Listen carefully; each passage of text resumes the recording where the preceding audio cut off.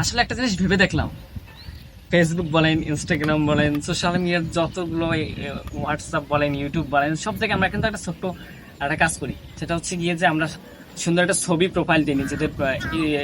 Instagram বলেন, Facebook বলেন, YouTube বলেন, হোয়াটসঅ্যাপ বলেন, যে অ্যাকাউন্টগুলো আছে সবগুলোই দিই। তো এটা কেন দেয় জানেন? বা মেয়েরা কেন দেয় বা ছেলেরা কেন দেয়? ধরেন ছেলেরা দেয় হচ্ছে গিয়ে তাদের স্মার্টনেসটা বাড়াবে, কোনো মেয়ে তাদেরকে এসে একটু প্রপোজ করবে, ভালোবাসবে, ভালো লাগবে, এটা বলবে। অ্যান্ড দেখা যায় যে আপনার কোনো কোনো ছেলে যেটা করে বা কোনো মেয়েটা করে, তারা অনেকগুলো ছেলে এসে তার পিছনে ঘুরবে, প্রপোজাল দিবে, এটার জন্যই তো করে। কিন্তু কেন ভাই? আবার দেখা যায় যে আপনার একটা মেয়ে বিবাহ হয়ে গেলে সে কিন্তু আর ওইরকম ভাবে সাজে না, সে কিন্তু আর ওইভাবে ছবি আপলোড দেয় না ফেসবুকে। ছবি তুললেও সেটা তার গ্যালারির মধ্যে সীমাবদ্ধ থাকে। আমরা কি করি?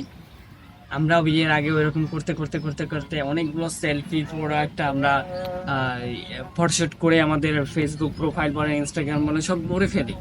সুন্দর সুন্দর ছবিগুলো আপলোড দিই যাতে কোনো মেয়ের আমাদেরকে এসে পছন্দ করে, অ্যালাউ বলে, সেই এই তো।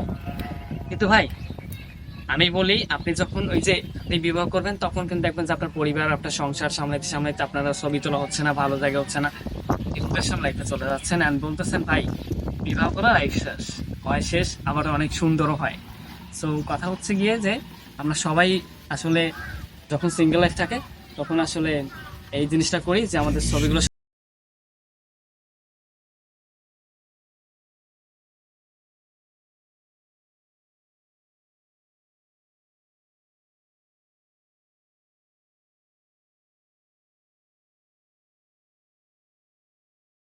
করেন।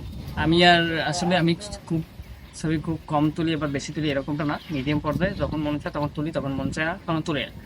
কিন্তু রাস্তায় বের হইলেই আপনি দেখবেন মেয়েদের সেলফি তুলনায়, মানে মানুষের তুলনায় সেলফি বেশি হয়ে যায় রাস্তায়, যতগুলো মানুষ দেখেন তার থেকে বেশি। যান আপনার লাইফের ওই পর্যায়ে ভাবেন, এখন দেখেন কি করবেন, আপনার লাইফে শেষ।